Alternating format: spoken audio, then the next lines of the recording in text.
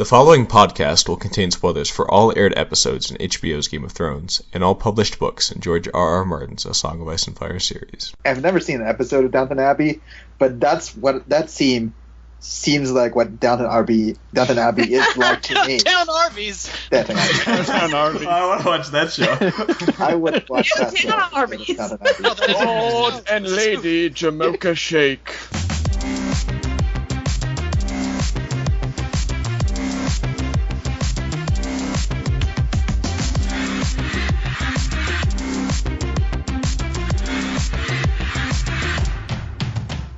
Welcome to the Vassals of Kingsgrave DragonCast edition. We are back this week to review the 6th episode of Game of Thrones at Season 6, Blood of My Blood, directed by Jack Bender and written by Brian Cogman. My name is Zach, also known as Alias on the forums, and joining me for this review we have... This is Adam, also known as drownedsnow on the podcast of Ice and Fire forums. This is Greg, Claudiusthefool on the forums. This is Katie, LadyGriffin on the forums. This is Casey, Blue-Eyed Queen on the forums. This is being Shoeshiner in the forums. This is Michal, inkasrain on the forums. This is Small Paul, SerDinnerRoll on the forums. Motherfucker, this is Varley, pulling up in the rear.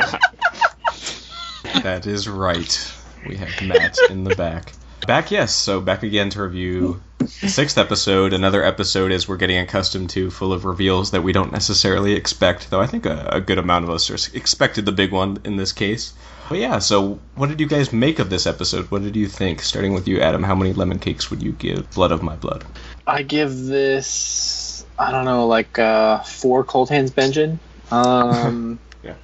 Like, I don't know, it wasn't the best episode. It was definitely a transitional episode, but the last few episodes I think have been really good, and I think this is heading somewhere good. So I think looking back, this episode maybe will be better. Okay.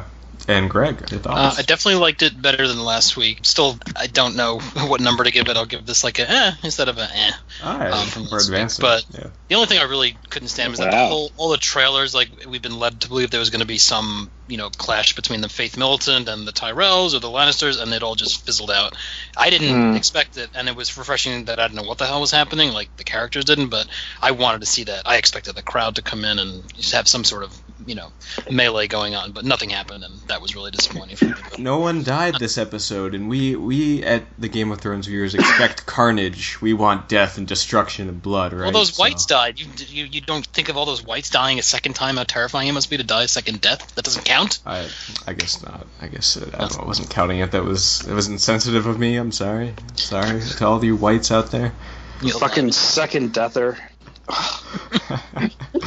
Katie, what did you think? I'll give it a 4. I didn't think it was as good as last week's episode, but still, for 2 consecutive weeks, I feel like the show has had a lot of kinetic energy and a lot of just fun moments that have made it an enjoyable watch. And once again, Ramsay was not in this episode, so that elevates it for me.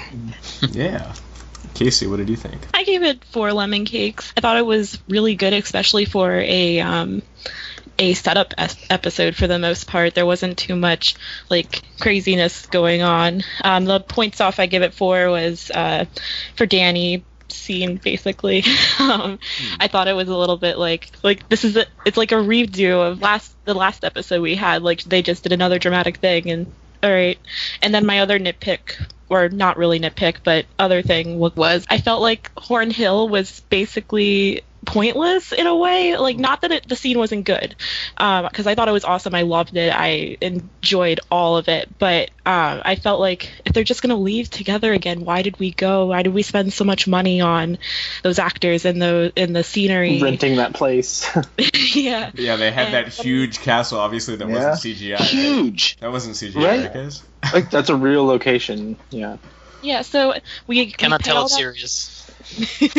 We pay all that money for that, and then we kill off all our dire wolves. Like, I don't know. So that's my points off for the episode. But otherwise, I thought the acting in particular in this episode was really good. Sam's got to get himself some steel. Come on. Yeah. We'll get to Hornhill for sure. I'm sure we'll have a bit to say on that. But first, Bing, what did you make of the episode as a whole? Yeah, I mean, 3.75, something like that, 4, something like that. I mean, most of the episode I was just watching it, just thinking, what show am I watching? Especially the Sam part, because it was so weird. I mean, it's not bad, but at the same time, it feels the dialogue, a lot of it feels a little bit out of place. I found it didn't jive with how Game of Thrones usually is. There's a lot of small talk and stuff like that, and the vengeance stuff is just funny to me. Well, I'll have to see why you feel that way. Yeah, but it's not bad. It's just very weird and different. That's fine. Yeah. Michal, what did you think? Yeah, I'd probably give it a 3.5. It's increasingly just feeling like, I don't know, like, this is kind of what it's like. You woke up from a dream and was like, whoa, I had the weirdest dream that this happened in A Song of Ice and Fire, but it hasn't, but it has. So, yeah, I don't know. I mean, the episode was fine. I think I did like, the stuff with Sam's family went on too long, and I don't really get what's going. It definitely did seem like a lot of the stuff was very abortive.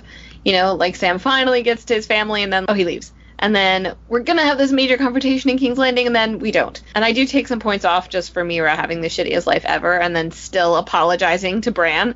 And I'm like, no, don't apologize. Like, you did everything you could. Like, chill out. But in spite of all that, there is something kinetic about the season that even I have to concede to. So that's good. Paul, small Paul, how about you? I gotta give it a 4 lemon cakes, primarily because we didn't have any Ramsay scenes, and I feel like that's a victory in and of itself. But yeah, I felt the entire show went pretty well. Got to see some Ares in flashbacks. That might have been my highlight, actually. Yeah, that was cool. Yeah, because that one just caught me by surprise, and that immediately kind of piqued my interest in the episode. Main nitpicks, cliche, Dany is cliche, and I felt that the whole gathering before the Sept of Baelor was just a real big tease. That is fair enough. And Matt, to round us out, what did you think of the episode? It wasn't bad, but it wasn't, like, bad, but it wasn't really good, so I don't know. I'd like to stop you for like a second. 3.5. I'd like to stop you for a second. You gave it 5 lemon cakes yesterday in the thread, so what happened? What changed? Was it the drink last night, or is it the drink now? I sobered up. Or is it because you're going last? Yeah. That explains it. All right. Well, yeah. As for me, I'd probably give it one of those sort of average ratings as well, like a 3.5. There's a lot of scenes I enjoyed, but I feel like just something about the writing altogether didn't really get me in a lot of cases with the stuff in Braavos, with the stuff in King's Landing, and obviously the stuff with Dany. It just felt it didn't really connect together for me, and this isn't like a book to show thing. It's something about the episode just didn't really come together as an episode of TV for me. But yeah, there were good moments, so for the most part, I did enjoy it. Yeah, while I felt like the individual scenes were good, I didn't feel like the show, like the episode felt like one episode. It just felt like a bunch of scenes thrown in all together. I did note that. Yeah, it did. The overall editing was suspect, and people are saying this is obviously a setup episode, and maybe some of this stuff will make more sense and be more reasonable when we see how it pays off, but as an episode of TV, it didn't all come together for me. So let's go ahead and get into it, beginning Beyond the Wall, where we have Mira pulling Bran through the forests with the Whites following close behind. Bran is still trapped in his green dreams and sees a rapid succession of visions. He sees his fall, Ned Stark's execution, the Red Wedding, the events at Hardhome, the Mad King Aerys's death by the blade of one of his own Kingsguard, and a wildfire explosion beneath King's Landing. He wakes and tells Mira that the Whites have found them, and just before they are overwhelmed, a rider in all black appears to fend off the monsters with a fiery flail. Rider reveals himself to be none other than Benjen Stark, a man thought lost on a ranging trip years ago, probably, I guess. He explains that he was killed by a White Walker, but the children of the forest were able to stop him from being turned by impaling him with a shard of dragonglass. He tells Bran that he is the Three-Eyed Raven now, and that he must learn to control his power if anyone is going to stop the inexorable push of the White Walker. So yeah, a lot happened here. Obviously, we got Benjen, that was big, and there's all the stuff with the vision. So let's break this down a little bit and begin with Benjen talk, because I feel like that might be the biggest thing on people's minds. So what did you guys think about Benjen? Could we just say first, literally, poor Mira? Yeah, she had a rough time of it. Yeah. Absolutely, yeah. Like, sure, like, just haul this 5'9" man-child through the snow. Yeah, I mean, Not quite that's 9, totally fine. And then, like, she finally just can't do it anymore. And he's like, well, they found us. And she's like, I'm sorry. And it's like, no, don't be sorry. Right. I know the heartbreak on her face was just, Again, I'm really, really impressed. I know her name now, Ellie Kendrick. I am very, very impressed with her acting. She has continued to impress me. Yeah. I mean, she's really been great, right? Yeah. Yeah. Yep. Yeah. I'll just say the episode, we had a 3.61 average rating on the forum. I think that's down from last week, right? Yeah. All right, so thoughts on Benjen, I guess, or anything else? I just like how they're screwing around with fan theories now. Yeah. So something to establish, I don't know if you guys remember this from a few months ago. There was that whole thing that happened with the manuscript of Dance, I want to say, that came out, and there was like this one note where his editor asked, "Is this Benjen on Cold Hands?" And he says, "No." He writes "no" in red there. So keeping that in mind, if we're kind of talking about whether or not this is going to affect whether or not Cold Hands actually turns out to be mentioned in the book. Yeah. We also mentioned that Cold Hands has to be like very old. There were a couple of lines when he was talking to Bran and everybody in the books. I mean, that he couldn't be Benjen. I'm not making that up, right? No. Well, we've said he was killed a long time ago. Yeah. And that's kind of what puts Benjen not in the mix of who Cold Hands is. And why wouldn't Bran recognize his uncle? Right. Also, motherfucker was on a horse and not an elk. There you go. I know. Yeah. Yep. I saw that. I was like, is this Cold Hands? Is this Cold Hands? What's going on? And what's going on? And his weapon was one of those things that like priests use in That's what I thought. Pre-Vatican II incense burners. Just like they're walking down at mass. It's That's very handy. That's actually what made me laugh. He's using an incense burner as a ace. It seems like it works extremely well against whites, though. So good thing. Fair play. I like inventive weapons in things. It was cool. It was cool looking. At least they use this weapon, right? Yeah, and I do like how last episode we get the crazy wall of the whites and they're just unstoppable, and now they're kind of they're a little slower. They come on one at a time. Dude, it's cold. They're tired. Yeah. This is this rating. Maybe they're further from the others, so they're not as effective. These are the weak ones, especially skeletons. Skeletons are entry level shits. Skeletons are they can only work so many hours a day. They're on their breaks. It's union white. It's unlawful. What I do think this confirms is that the show is clearly using theories, and that we talk about the fan fiction thing. Like they're clearly using theories and ideas that are in the fandom in their work. Yeah. They're applying it to their work. Because George did not give them everything. Right. No, they're trawling Westeros for new story ideas. Yeah. I wonder what they're for. Well, no, I think they're fans too, and they're just like, oh, all right, let's put Benjen as Cold Hands. Essentially, Benjen and Cold Hands play the same role. It's just one's leading them to the Three-Eyed Raven / Blood Raven. The other is leading them backwards. Are you guys frustrated that we spent an entire season? No, I'm sorry. We spent 3 entire seasons getting Bran to the Three-Eyed Raven, and spent 4 episodes with the Three-Eyed Raven, and then it's like, no, you're the Three-Eyed Raven and have all the magic, and we're going back. Like they skipped a whole scene or a whole season for the reason of not having ideas yet. And it's not like I want. It's not like I'm saying oh, they should have just kept him there no matter what, because obviously there is experience fatigue for sure, and it's not necessarily the most interesting, but I don't know, it seems very, looking back on all those seasons, it seems very much like, well, I keep thinking of poor Jojen saying you have to get to the Raven, it's your destiny, and I'm like, it's only a little bit of your destiny. You probably could have done this without it, just with a text message. I had a question about Benjen actually, because I was thinking, why is Benjen going to take Bran over the wall when he knows that the White Walkers are still going to follow him? What if Benjen is not what he might seem to be as a good guy? So to be clear, what you're suggesting, Casey, is if he's possibly bringing Bran south of the wall, and that would give the others an avenue to take down the wall or go through it or something like that. Yeah, because they have to go. They're able to follow him somehow and find him with the. Yeah. So if he's over the wall, then there might be a way for them to get there. Wait, why would they need to use Bran as a GPS to get to him? They couldn't get into the children's little house under the tree. It's a cave with a stone, with a door, as caves have. Yeah, but the children had their magic protecting it, so the White Walkers and Whites couldn't get in. But then once the Night King touched Bran, they could get in there. So if it's children's magic that's also in the wall, that's holding back White Walkers and Whites. My head hurts. It seems to me that it is quite intentional. Benjen seems to be like, you are going to meet him. He is going to come into the realm of men, and then you're going to kick his ass, basically. He has some super magic that he somehow is going to use to stop him. Yeah.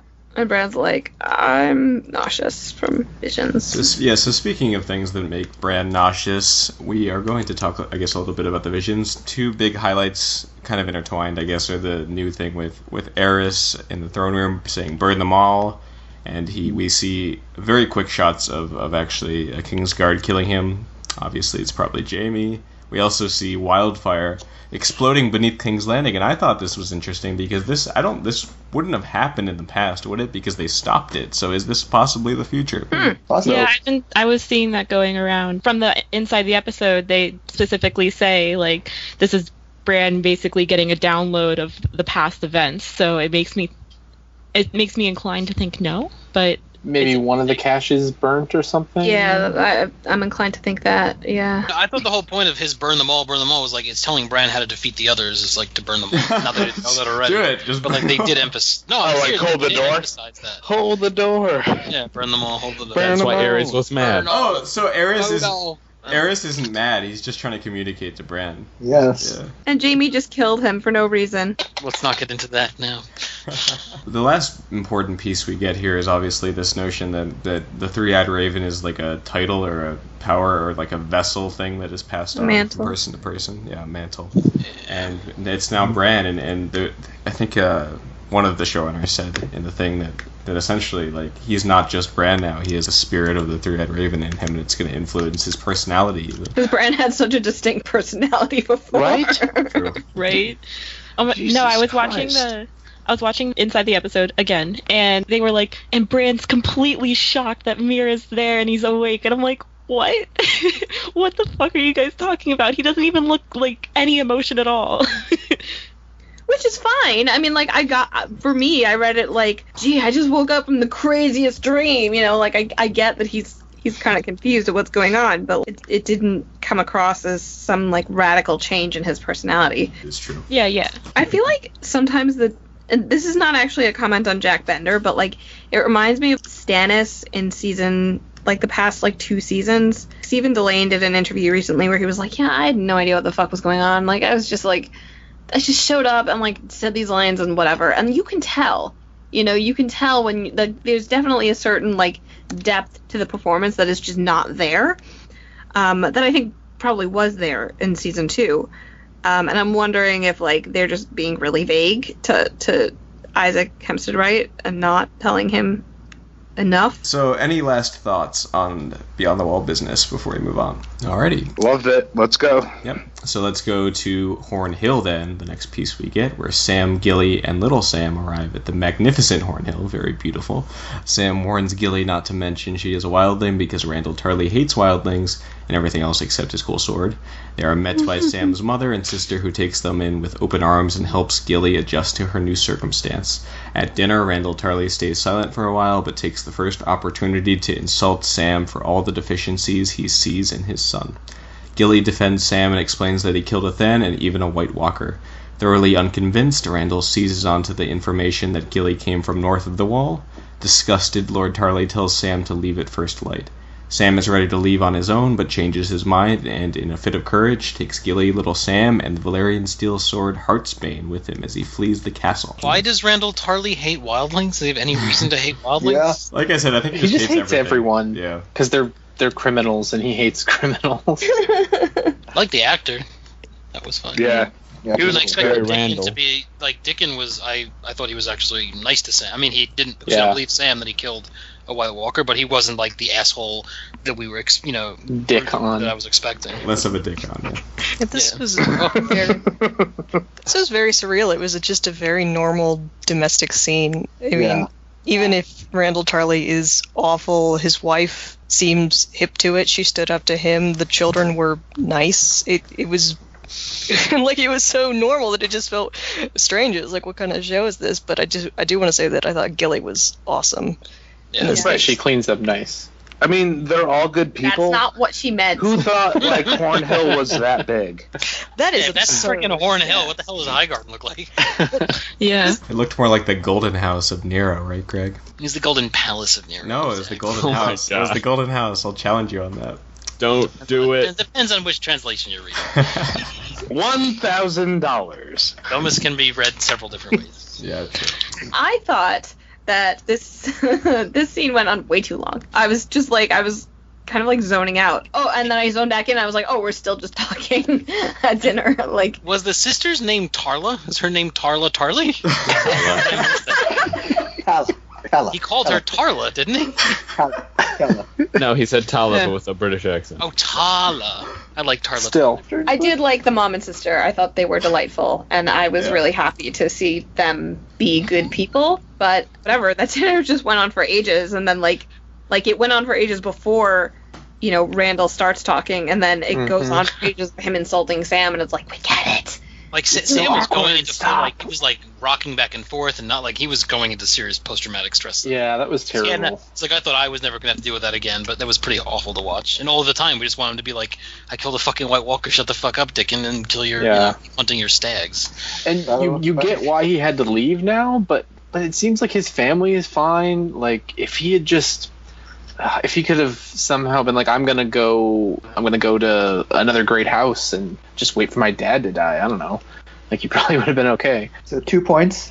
First, Talatali is actually in the book. And second point, so I've never seen an episode of Downton Abbey, but that seems like what Downton Abbey is like to me. Down Arby's. Downton Abbey. I want to watch that show. I would watch that show. Downton Abbey. Downton Abbey. No, that is Lord and Lady Jamocha Shake.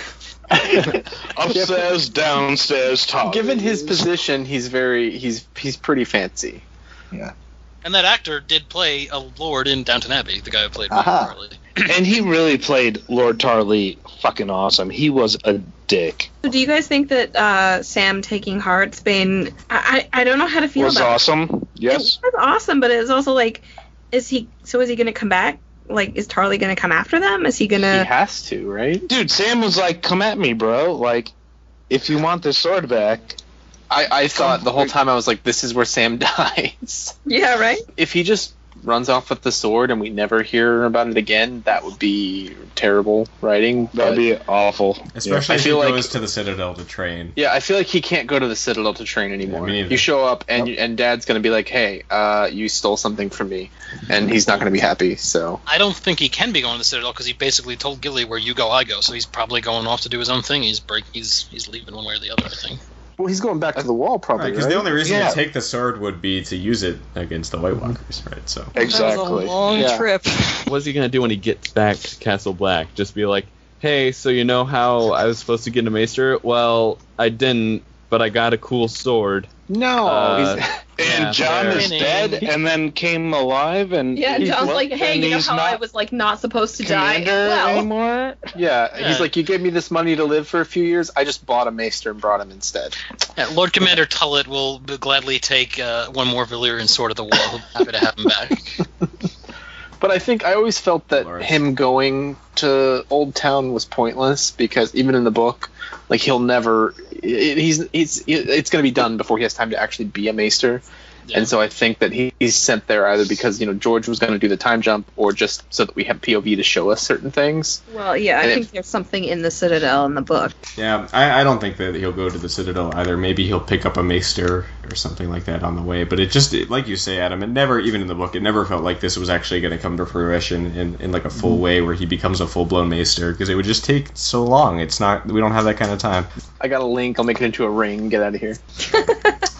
Ravenry, that's I what I went all the way want. to the Ravenry. Citadel, and all I got was this ring. It does feel a little pointless, as we've discussed before, that he went all the way down here just to get a sword. It's a little bizarre, and I'm not sure. Maybe there's more to it, and we'll see. But yeah, I just can't. It doesn't make sense that he wouldn't just run away if he's going to be pursued by Randall.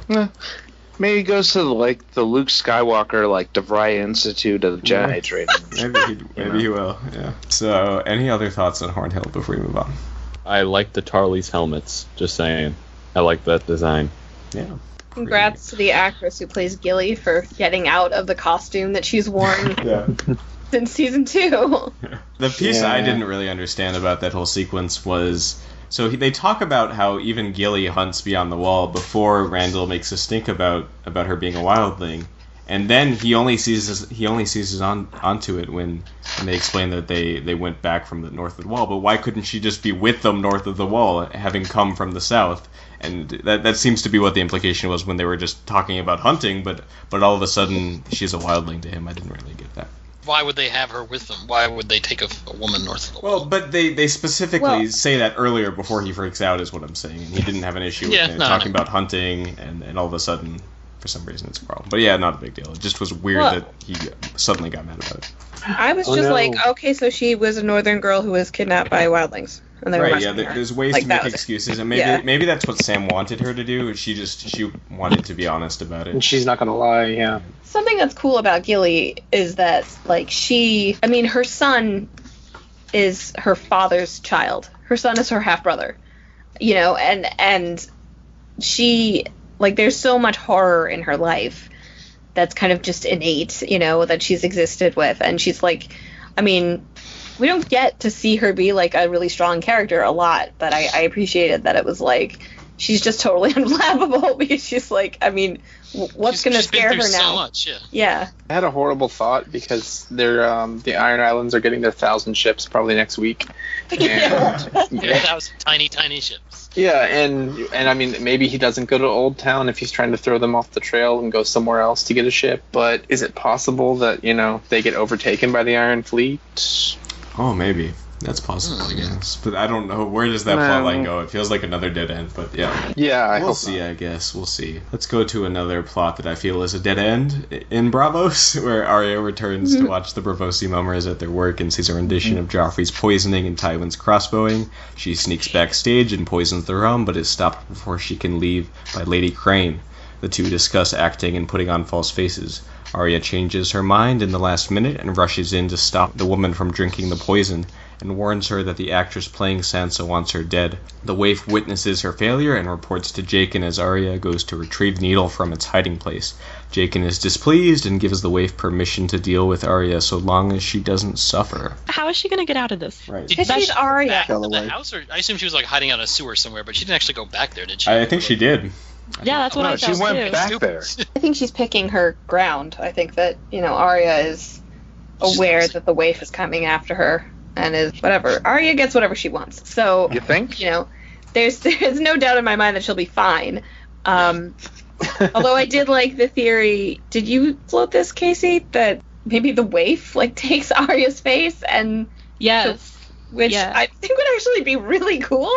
And not because I super dislike Arya, just because I think that would be a really ballsy move from the show, but probably won't happen. But yeah, no, I think Arya is choosing the ground for this fight and, preparing herself as much as she can. Yeah, that thought really just, like, crossed my mind. I don't think it'll happen, but that the waif will find her, kill her, and then take her face and then become fake Arya. So you keep the actress around? Yeah, so, like, the actress still plays, but it's not Arya. And she can do stuff that the Faceless men really want to do more, I guess. But I am mostly on the idea that Arya is going to just somehow win, and it's going to be all right. Yeah, it's just that good. Right. It's totally unbelievable to me because I there's been no case where I've seen Arya be convincing as the supposed super ninja that she's training to be. We get the cool flip up and I'm standing now move, but besides that, she has done nothing remotely impressive at any point in time that would suggest that she could overcome a maybe not fully trained faceless person, but one that's obviously overmatching her. I'm sorry, Zach. Can you flip up? No, you're right, Matt. I can't. But Arya hasn't walked through a single wall yet, so I'm not going to believe she's a ninja until she proves that to me. But Has she not? I feel like it would have been cooler if Arya had, if we hadn't seen exactly what she did, and then she leaves, and we assume that she poisons Lady Crane, and then the Sansa actress starts choking, and we realize that, like, she stealth poisoned her. I think she's done in Braavos. I think she's just gonna go home now. She's gonna kill the wave and go home. That's what's gonna happen. So one theory I saw floated about a way that could possibly justify this is that actually Arya not killing Lady Crane is her passing whatever weird test the Faceless Men are putting on her, because it would show that she's not vengeful about Cersei killing someone who's at least impersonating Cersei. I don't personally buy this, but if they had a way of making that believable and Arya's still with the Faceless Men, I might be okay with that, but it doesn't seem like it'll happen. No, I could see that a thing, but then I don't see it.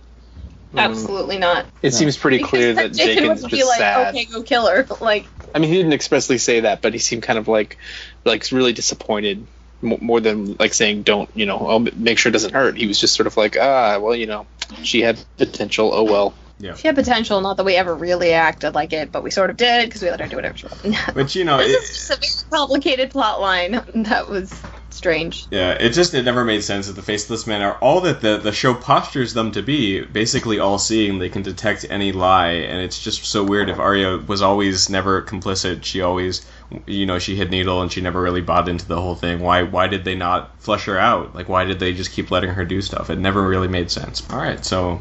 we didn't really talk about like the first piece with the mummers, and I really enjoy this piece. It's just like the fallout from it that kind of bothers me. But like the actual scenes were really good. I really liked the exchange with her, with Lady Crane. Though it was very meta. If you guys noticed this, like the whole discussion with Lady Crane was extraordinarily meta, talking about like changing the writing and everything. It was a little weird. Yeah, Arya's not just a killing machine. She's got some kind of heart in there somewhere. Somewhere down deep. All right, so any last thoughts on Braavos before we move forward? Okay. Let's get out of there. All right. Let's go to King's Landing then, where we have our first bit with the High Sparrow giving Tommen permission to see Marjorie, who admits that all her kindness before had been an act, and that she is truly devoted to the gods now. Jaime and Mace Tyrell arrive to secure Marjorie and Loras from the High Sparrow. Just before it seems that violence may break out between the two parties, the High Sparrow says that no one need die today. He presents King Tommen, who announces that the Crown and the Faith will work together to build a better future for the Seven Kingdoms. Jaime and the Queen of Thorns watch as all their plans fall to pieces. So yeah, this is how this all What the fuck? You didn't mention Mace Tyrell. The fuck? Oh yes, his hat was Mace. Nice. Yeah, very nice. He had a great helm and a number of troops, and what the fuck? Yeah. No, I wrote down, like, watching the scene, I wrote down, like, oh my gosh, they're so outnumbered by small folk, and Mace better not die. I was too blinded by the fact that I, like, correctly predicted this happening that I was just too, like, happy about that to really care. Yeah, but Marjorie's clearly playing the long game here. Like, do any of you actually believe that she's being genuine? All right, let's take a vote. If you believe that Marjorie is being dishonest here and playing some kind of game, say yay. Yay. Yay. So those five people. So Yay. that's the majority. Because if Loras came out and went back with them, then it would be weird the way they're acting. Can't come out in this world. Yeah. Well, when she said, "Well, I'll always love my brother," and then I kind of I half expected maybe like Loras to come out and be dead or something. I don't know what was going on. Well, that scene where she's like, they're listening to us. Shut up, listen to me. Like, when did she convert it? What, 5 minutes after that? It's obviously part of it. Yeah, if she converted, it's the High Sparrow has magic. She just wants to kill Septi and Ella. It most likely is, but I'll admit I don't really get her conversion for Tommen's sake either, because she's got a lot of backpedal. I mean, obviously she's in a better position now, but she's still got a lot of backpedaling to do with Tommen being like moving him away from doing everything that the High Sparrow wants. Yeah, that's the weird part, is like if she's faking it, then just like maybe like Tommen probably isn't, but also Kevin's okay with this and just like, let's get rid of Jaime, I don't understand. It kind of makes sense because Kevin's a pragmatist. He knows that the best he wants to avoid bloodshed in the city, so he's going to let them think they've won. Tommen's wrapped around Marjorie's finger, so he's just going along with whatever she's doing. She didn't want a confrontation between the Tyrells and the small folk there. She wants to get back to the Lord Keep and then play her, take it from there. But Kevin has to see how dangerous this is, right? Yeah, what other choice does he have though? There's no Lannisters in the fucking city apparently. They're all off to Riverrun. It's just the Tyrells. But I guess he was just so happy when Jaime was dressing down, but I guess he kind of never really liked Jaime anyway. And he wants his son back, too. He didn't want his son to get killed, I think, probably. Well, I think also, like, there's... Jaime openly, like, showed that he was against the faith. Cersei's obviously got some issues with the faith. That's the only Lannister left there that can maybe do something about this. So I think that Kevin's... I don't know if he's, like, fully into the game, but I think he's playing the game. What game? The game that Tom is playing. I don't. Or Game of you Thrones. guys. I don't think Tom is playing The Game of Thrones. My favorite part of this scene was when Jaime rode that horse up those stairs. Yeah, me too. I think that was my favorite part of the episode. I thought stuff was about to go down, and then Tommen and the Kingsguard came out, and I was confused. But I think there were only 4 Kingsguard, or was there 5? I didn't count. No, there's like every There were 4. Kingsguard except Frank and Gregor. No, I thought it was 4, and then Jaime, and then Frank and Gregor, so that's only 6. Are there 7 right now? We don't I know. doubt it. Well, Loras, technically. Oh, yeah. Is he a Kingsguard? Well, not in the show. Yeah, because he's the... Didn't they make him king? No, Or did No, they- because or he's the they- heir. He's the heir in the show. Right. Also, Mace was just delightful in these scenes. Yes, he was... Yeah. Oh my His god. speech and everything. Come on. How did no Dude, one his clap? headdress? Come on. He had a great Headdress. Oh yeah, and the Queen of Thorns with her popcorn chariot, like just sitting there, like I'm about to watch this go down. fan. Yeah, fan. It's so good. Mother, what's happening? And then She's like, oh, we lost. yeah, she's there for the scene just to be like, oh, well, this is over. We're done.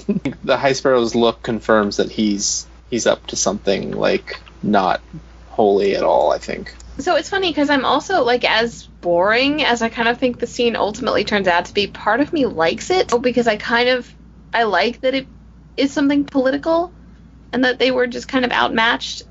Yeah. Does that make sense? Like, and it's actually, well, moving on to Jaime being divested of his Kingsguard-ness, that, like, frustrates me so much because I spent quite a long time online on Westeros arguing that it would be dumb for Jaime to resign from the Kingsguard, because people were like, oh, if he's really honorable and having this redemption arc, he should resign from the Kingsguard, and I'm like, but he can't do that because then that would just create a really bad precedent for everything, and, like, people could, like, threaten the Kingsguard and, whatever, all the stuff that they're supposed to be immune to because they serve for life, and now he's just... Well, we already have the bad precedent with Yeah, Barristan. sometimes. There's a bad precedent already with Barristan being relieved, but... Yeah, but it would be reinforcing that precedent. It would, Like by letting them leave instead of them being stripped. Yeah. Like by them just being like, I resign, Kingsguard. No, that's not what he does here. But yeah, let me throw out the summary before we get into that. So back in the throne room, King Tommen relieves Jaime of his duties as Lord Commander of the Kingsguard. Jaime goes to Cersei and explains that he is being sent to Riverrun to oust the Blackfish, but that he would rather send a few good men to kill the High Sparrow and bring down the Faith Militant. Cersei warns him away from this plan and counsels him to accept the order and to go lead the Lannister armies as he was meant to. So yeah, is he the heir? Is he the Lannister Lord now? Yeah, I guess he is. I mean, Kind of. I don't really understand that. What's going to happen to Lord Lefford? What about Lord Lefford and Davin Lannister and Kevin Lannister? Yeah, it was an odd choice because this didn't need to happen for him to be ordered to go to Riverrun. He could still be Kingsguard and just be sent on the same mission. That's what happens in the books. So, and I think they're like, well, show watchers are gonna just be confused. They're gonna be like, why doesn't he argue to stay and protect the king? Well, let's just take him off the Kingsguard. Okay. And it's not a big deal ultimately. He's no longer Kingsguard. I don't think that'll mean much. But if somehow the show ends up investing itself in the idea of who inherits Casterly Rock, which I highly doubt, then I guess it will be an issue. So he's going to Riverrun, as many of us predicted. Any other thoughts on this whole idea? I think we all kind of saw this coming. It's interesting, Cersei was not rattled, the only character really that wasn't rattled at all by this change of circumstance with Tommen. She seems to be keeping it together. Oh, Cersei, so calm and collected. It just felt really useless in that I feel like D&D have a hat full of about 5 variants on the same speech that they pull out when they have a scene like this. It's like, okay, yep. I will take what is mine, show them fear, tell them not to mess with us. It feels like we've had this scene before. It felt, I don't know, it didn't give us anything. It was very empty. Yeah. However, I feel like it is the last one that we're gonna get. Do you think they're never gonna see each other again? I do, actually. Yeah. If so, it feels like it should have been a better farewell.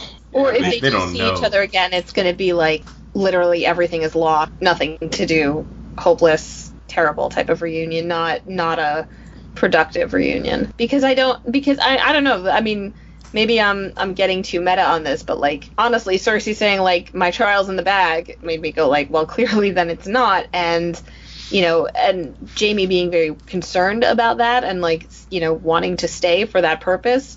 Yeah, the combination of those things really made me think that this is the end or close to the end for Jaime and Cersei, which is not necessarily a bad thing. If this was Jaime and Cersei in the books, it would frustrate me because it's frustrating to see Jaime revert so fully to Cersei's side, and it's not that I think that's necessarily bad, it's just frustrating. And it's like, I don't want you to do this. Like, I want you to be your own person. I want you to resist, And he's not. He's totally thrown in his lot with Cersei, which makes next week interesting. Do you ever think that they'll actually have Jaime go that way, or you think they're just not going there in the show at all, where he crumples up her letter and, Jaime, I need you, and he just lets her go on her, abandons her? Unless I don't think they can do that now, really. Common or something, I don't. Which, hey, maybe. I doubt it, but that could be a thing. I don't think it would just be like, oh, I've met Brienne again and I've realized that she's the love of my life. Screw you, Cersei. Because it takes Jaime a long time to get to that point in the book. Yeah, what is his arc for this season? It's really hard to tell what they're doing with his character or where he is supposed to be going. His arc, since he got back from getting his hand chopped off, has been kind of sketchy because they went down that road. Like, they were going, I think, quite far down the road of the way the books were going. But then they kind of went back, which... Yeah, I mean, Jaime really hasn't had an arc, it feels like, this season. This is the first time where he actually feels like he's doing something. And I think that, it never really felt like they were going the way where he was really separating himself from Cersei. It never felt like it was going that direction. So I'm fine that it's not, but it definitely diminishes his nuance as a character, that he's basically just the same guy he always was, with a touch more morality, I guess, is the idea. Let's go to the twins then, where we have Lord Walder Frey sitting at his high seat and listening as his sons explain to him that Riverrun has been lost. The sons explain that they didn't stand a chance of taking the castle back because the Mallisters and Blackwoods have aligned with Brynden Tully, and the Brotherhood Without Banners continues to raid their supply trains. Lord Walder hears none of it and stays firm in his belief that there is a way to get the castle back. He brings his captive Edmure Tully forward and explains that they will use him to take back Riverrun. So yeah, the Freys for a first time in a while. Yay. I was pretty entertained by the scene. It made me chuckle at the beginning to see just how exasperated Walder was with, how the fuck do you lose a castle? And then just kind of like bitch slapping his kids over fucking up. But then I saw Edmure come in, and then I felt sad because I really like Edmure. And even though we haven't gotten much of him in the show, I think some of who he was in the books kind of transferred into what I think of him currently, but that might change once he actually gets some lines. The whole time I was just like mad at Walder Frey, while the scene was good, I was just like, I hate Walder Frey, I hate all the Freys, this whole... Let's make some pies. I always loved seeing them. Just not maybe it's just because there are not many scenes, but I love that they have these scenes because they haven't had them. They haven't had too many of them. I like seeing the Freys and their whole dynamic on the screen. I really enjoyed it. I did like it because I feel like for the first time I can hear the clock ticking on the Freys. Yeah, it was interesting. We clearly saw Walder Frey very rattled. He was talking about how he hears things in his sleep, and it seemed like it was definitely getting to him. Apparently, there might be something to violating guest rights. Maybe that's affecting. Is his son's going to stab him to death? I don't know. How are those his sons? His sons should be in their 70s. Those should have been his great-grandsons. So can we say that Walder was looking afraid? Yes. Oh, no. Got back just in time, Matt. Yeah. No. I was going to say, getting ready for the Harry Potter reread, I was like, where's Mrs. Norris? Does he play Filch? I knew he's in the. Yeah. He did. Yeah, he did. Yep. Yeah. This scene was exciting because obviously it felt like we were more situated in the greater political context of the world. We get the phrase again, which is obviously important for the Riverlands, but we also hear about the Malisters and the Blackwoods and the Brotherhood Without Banner. It feels like stuff that seemed like it didn't matter anymore matters again, which is exciting. Yeah, and you down do to get the sense that like the River Lords are like you get again. I think something that we've been missing in the North is that they've started to feel like a monolith. Because I think we were counting on the Umbers to be the Umbers the way they are in the book, and obviously we know that the Karstarks aren't exactly like Team Stark, so it's definitely starting to feel like they are all one monolithic pro-Bolton feeling, even though the show keeps going like, oh, the North remembers and Sansa and blah blah blah. But with this, it definitely hearing those names, it was like, right, there are other people with other opinions and different perspectives on this, and that was like really refreshing. Yeah, I mean, it feels like there's a lot of pieces on the board here. So we have the phrase sending Edmure down, and we have these other houses that we're hearing about. We have, I mean, I don't know if we're ever going to see the Brotherhood Without Banners again, but we have that too. Is Lady Stoneheart going to happen? They put it kind of back in play, but I still kind of doubt it. And there's Brienne coming down and Jaime coming up. There's a lot that could happen. It's all very hard to foresee. Oh, when have by they the way, mentioned things that have not showed up? We're definitely going to have them come back into play. do you guys like how Walder just calls it the Red Wedding? Yes. It's the popular name. It's taken the public. He's leaning into it. Yeah, at that Red Wedding where we totally didn't do anything but defend ourselves against that crazed wolf boy. I mean, what? Also, I was wrong. The Blackfish is real. It's Which I'm still surprised at. Wrong. I was wrong. shame, etc. But so is Rosalind Frey still a thing in the show? I'm guessing. She existed. I don't know if she still exists. She's pregnant in the books, right? That's Well, yeah, that's very important that she's pregnant. yeah. It might come into play next episode. Yeah, possibly. I can't stand freaking Edmure anymore after watching Outlander. I do not feel bad. Him. Yeah, that's what I was about to say. It's like I'm Keep surprised Captain they let him in. Blackjack Randall in chains. I'm surprised that they were able to get these actors back after like 3 seasons. It's all the Yeah. same people. It's a little weird. But yeah. Yeah, and look at Osha, right? Like she comes back and is gone. So Oh, I don't expect Edmure Tully to live very long. no. I feel like there's going to be a consequence or a casualty, and hopefully it won't be Brienne. And hopefully, if it's a choice between Brienne and Edmure, as actually weirdly fond of Edmure as I am, take him. That's fine. Yeah, that's no choice. Do you think there's time for because in my head there's going to be 2 major things. There's going to be the Northern battle and there's going to be River Run. Do you think that's all going to be one thing? Because in my head it's going to be like Northerners and Jon. It's going to be Jaime and River Run. Like that's going to be 2 separate things. I don't think Brienne's going to show up with going to meet Jaime this season, or maybe in episode 10. But not No, I think Brienne and Jaime are actually going to come into contact at River Run. I think that's the whole point of this. Ultimately, I don't think the point is River Run. Yeah. Yeah, I think so too. It wouldn't surprise me if the Blackfish is just like, whatever, and Jaime's like, well, I guess he's not doing it, and just kills Edmure. Okay, so you know how in the books Brienne is captured by the Brotherhood Without Banners, and she is presumably going to fight Jaime, right? Yeah, I guess. Yeah, right, because he has to stand trial for his crimes. And I'm pretty sure that Jaime proposes a trial by combat to the Blackfish in the book, right? Yeah. He's like, let's just settle this one-on-one.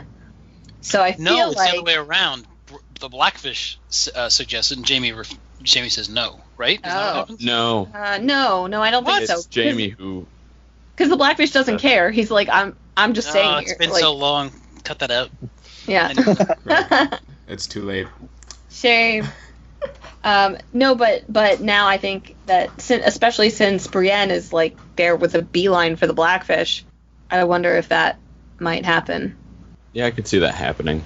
Which would suck so hard. I think that's possible. That it feels like if you're going to put all these elements into play, that is where it's going. I always thought it was some kind of confrontation with Jaime and Brienne, ever since they said that Brienne was going to River Run. So, a trial by kissing. Possibly that's what we get.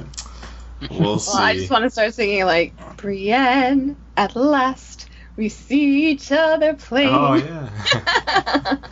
Don't start. When you start, then I have to sing the whole song. It's like Cartman and Styx, so don't go any further. Kingsguard. Monsieur Kingsguard. So, any last thoughts on the twins before we move to our last scene of the episode?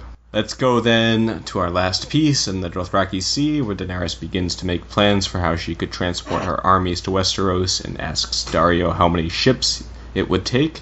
The sellsword works up the quick estimate of around 1,000 ships or so, but no one in the world could possibly have that many ships, so it's pretty much a lost cause. Dany notices a gust in the air and rides out on her own. The Dothraki are rattled as they see a massive shadow pass over them. Drogon swoops in with Daenerys riding on the dragon's back. She lands before her army and tells her people that they are all blood riders now and will cross the narrow sea to conquer Westeros and seat her on the Iron Throne. Yeah, Dany. Woo-hoo. God, this was so stupid. See, I like this more than other dragon scene. This wasn't that bad. The problem is, you're allowed like this sort of scene like once or twice per season, not every other episode. Yeah. After every other episode, it just gets dull.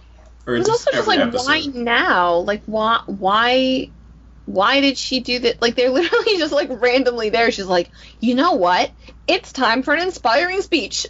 Well, because she found her dragon. Like, I get that part, but But she was the like, walking out of fire you know what? thing. I'm gonna go find Drogon, and then she did, and then Weirdly enough, placing this scene at the end of the episode kind of took the wins out of the episode. Some of these other end sequences felt like they would have been stronger, and then we got this, and it's like, oh, okay, Dany's doing stuff still, I guess. It almost would have worked better if we just had Dany find her dragon and then just like point onward and everybody was like, yeah, and then just go. I feel like if the speech just made it like too much. yeah. Like finding the dragon was fine and showing up, and if she was just like, I'll meet you in Meereen, and just flew off. That would be great. Oh my God. Take this one way. No, but I agree. I think like I don't know that we needed to see her like tame Drogon again, but I still kind of think that like impressing the Khalasar, which again I don't know why she needs to impress Khalasar. We did this already, but like theoretically impressing the Khalasar was less. It was less important right now, like because they weren't down. Well, it wasn't important at all right now. But seeing her like do that in front, like seeing her like tame this enormous dragon, and like props to the CGI place because Drogon is enormous. Yeah, I know that was like, okay, this isn't a joke anymore. Have you seen the VFX like with her? I've seen just pieces of it. she's just sitting on like a big green platform. Yeah. I also feel like this whole, like, I get that Dany coming out of the fire is a really big thing and it gets the Dothraki behind her, but I also feel like making them leave base Dothrak to go conquer Westeros, like, I feel like it wouldn't be like a sure thing. She'll be like, you are my people and I'm in promise, and they're gonna just be like, well, I don't know if I really want to leave, like, I left something on the stove. yeah, like, this is kind of my home. I don't know if I'm feeling Westeros yet. I mean, you're cool, but so I just don't know. Like, I feel like these scenes are like kind we've of just gone like on 2 revalidating. Yeah, I get that sentiment, but I feel like they would have, if they were going to try to make that point, they should have shown some discontent among the Dothraki, because we have no indication that they have any problem with going to Westeros, and that's why this scene felt unnecessary, because we had no idea that like there was any need for further reinforcement. Well, has going to Westeros even been brought up? We don't even know. Like, I do think maybe she waits until she gets her dragon to make that point. But the rest of the speech, like, she could have just said, see, I do have dragons. So you guys ready to get on some boats? All right, let's keep moving. So then what did she say? You're all blood like, riders. So what did she say, like, when they were leaving base Dothrak? Like, just follow me. Yeah. This way! We're gonna leave. Also, she still doesn't have the damn boats. So it's not like, she has this conversation with Daario where it's like, how many boats do I need? Oh, you need, like, all the boats, Khaleesi. And then it's like, okay, I don't have them, but I'm still going to convince everybody to go on my invisible ships to Westeros. And obviously we know that Euron's probably coming with 1,000, tiny, like, plastic toy boat bathtub ships. But, he's got Amazon Prime, so he got him just in time. Right. Yeah, every woman in the Iron Islands is weaving sails, so you're good.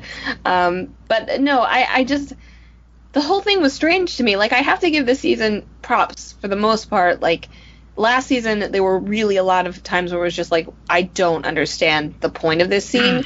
This season, a lot less. But this, I really did think was just like, I don't get why or how, it didn't seem necessary and thereby not compelling. Also, I miss Dany talking like a normal person, which I realize she hasn't done in seasons, but every time she does her like Khaleesi voice, I'm just like, shut up, oh my god, talk like a normal person. Because it has no power anymore, right? Like, that tone of voice that Emilia Clarke uses / they direct her to use, I don't know who exactly is to blame for that, it has no impact because it's her only setting. Well, they've ended 2 seasons on an epic Dany scene and at least 4 or 5 episodes, so they probably think like it's their go-to thing. Like, oh, we'll do the Dany ending, people will love it. It's a gut punch every time, which it's really not. Well, because dragons at the end usually equal high praise. Yeah. I think basically the Dany and dragon lovers of the show are basically the lowest common denominators of the view watchers, and they love to appeal to them. Maybe. They're the people who love to yell at Khaleesi. Maybe. Yeah, I love Khaleesi. And then they get like Summer died for this. tackled by some book reader. Damn it, Daenerys Targaryen. I've given up telling people that in the bookstore. There's enough things that I have to correct anyways. You should just hang a sign. You just evict them immediately once you hear that. But please come back and buy a book, yes. Her name is not Khaleesi. Khaleesi is a title. Just a sign over your Game of Thrones section. Ultimately, what it boils down to, I think, is what you said, Michal. It just feels like they're doing it too much. They just keep going back to this again and again and again and again, and eventually it's going to wear out. You're eventually not going to be enthused or invested in Dany's amazing, triumphant stuff if it just keeps happening and happening and happening. It's not working anymore, it feels like. Yeah. And it's a shit. I mean, I don't know. I think a lot of people maybe have problems with Dany's arc for totally different reasons than in the books. Because in the books, a lot of people have beef with her because she doesn't do anything for a lot of the time. Mm-hmm. And here it's almost like she does too much, just like the same kind of weirdly unearned thing over and over again. So yeah, this is our last scene. Do we have anything else to say about it? It seems like the plan from this point for Dany is to go to Meereen and kill people there and then leave when the Ironborn show up. Is it that simple? I have to say, I don't know, but it was nice to have a week off from Tyrion. Yes. And that's not a hater thing. It was just like he hasn't done anything interesting. Oh yeah, his arc has felt extraordinarily filler this season. Which I get, because I'm sure that Peter Dinklage has a contract that he needs to be in probably 9 of the 10 episodes, I would imagine. Because that's and I feel like that was probably why we had that dumbass conversation scene. What do we do? Let's try and make conversation in the dumbest way possible. Yeah. You were literally okay, they really just needed to write something for Dinklage to say here. But hopefully things will gain a little bit more shape. The fake Tyrions had better writing this season. Ooh. Did anybody see did we all see the next time part? Yeah. Mm-hmm. Yep. Why is Theon and Asha and Volantis? Why not, Casey? Good ships, yo. I guess they're stopping on their way to Meereen, which we've seen people do before. Yeah. I don't know that geographically it makes sense, but I guess in terms of the way the show has set up how you get to Meereen. Are we just gonna skip over Valyria, or are they gonna go through Valyria? I think they're gonna be dead before they get to Valyria, or at least Asha is. As long as they get to Monkey Island, I'll be happy. Oh my god. I actually think that Asha's gonna die next week. I think that. Oh no. Because you know what? Asha already died, Michal. What are you talking about? Yeah, I know. Right? Yara. I would love if they would just start calling her Asha because, never mind, it's not confusing anymore. But I think that, because let's get real, it's not her story, it's Theon's story, and Theon Theon took a step in supporting her, which I thought was lovely, but it's about him and how he is going to succeed, right? Or not succeed, but attempt to succeed again. I think so. I don't know what it's about. I have no supposition of what it could possibly be about anymore with Yara and Theon. Well, they mentioned that like the Red Priestess came from Volantis, so maybe they're going to go there, pick up a Red Priest or Priestess, and that will drive them towards Dany. It'll give them a reason to go because they obviously can't do anything in Westeros right now, or probably not. We're up to 7 already. Yeah, we're getting toward the final stretch here, which is pretty interesting. What's it called? The next episode is called The Broken Man. The Broken Man. So. Broken what? The Broken Man. So take that for what you will. Click in, ball. It's happening. It's happening, everybody. We're getting Al Swearingen, and he's going to make a speech. That's all that matters. Okay. So that's what that refers to. Right, and also Clegane Bowl, but let's not talk about. Well, that'll probably be 9. Yeah, I mean they're setting it up because we're going to see Sandor, I believe. Okay, but when are we getting the Tower of Joy though? Tower of Joy next season. We're never gonna get it. Why would they give us that? We are absolutely going to get it, and I think we're going to get it this season. Especially since here, take John. The show.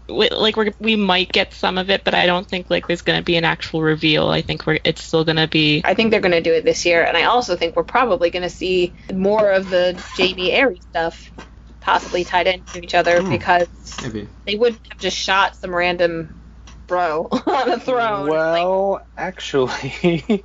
In the behind the scenes thing, the director says like, "Oh man, we spent so much time on this," and he's like, "It kind of feels like a waste. We spent so much time for like 2 seconds of screen time." Oh really? But, like talking about the Mad King scene, yeah. But fine, we're still getting the inside of the Tower of Joy. Yeah, I think so too. I think it'll be the last scene. Yeah, I think that I feel like that's like the one thing that maybe D&D might just leave for George, or at least I'm optimistic that they might. The one thing that everybody knows. Yeah, we know it though. We know it. Like it's obvious, but whatever. So obvious. It's R plus L equals D. No. Oh my God, no. I'm still open to the fact that they might be twins, but. Okay. I was just joking, but seriously, fuck that theory. Because if you're not friends with me on Facebook, then you didn't see my rant about this a month and a half ago. I saw on Twitter. Yeah, I was very upset about that. I was like listening to the podcast and like smoke was coming out of my ears. We all can have our own theories, even if they're wrong. Sure, but you have to also be like, this is totally out there though and unlikely. Maybe. All right. Well, I think that'll be it for the episode. Thank you guys. Thank you guys very much for joining me for this. It was a lot of fun, and thank you everyone for listening in. We'll be back next week to review the 7th episode of Game of Thrones, titled The Broken Man. This time directed by Mark Milad. I think that's how you say that. And written again by Brian Cogman. Another one with him. So yeah, that'll be that. Thank you guys very much. If you want to check us out, you can do that on VokPodcast, WordPress.com, on Twitter, on Facebook, on Tumblr, on Tinder, on all the places. You know them. Tinder, Grindr. We're on everything. Everything's great. Find us on Match.com. On Match.com. We got it all. We're all desperate. Yes, extremely desperate. And if you want to join the community, you can go. I normally do this wrong. I normally say a podcast device and fire forums, but if you have been led astray by me, it's actually podcastdeviceandfire.com/forum if you want to go there. So yeah, that's it. Thank you guys once again, and we'll be back. Bye-bye.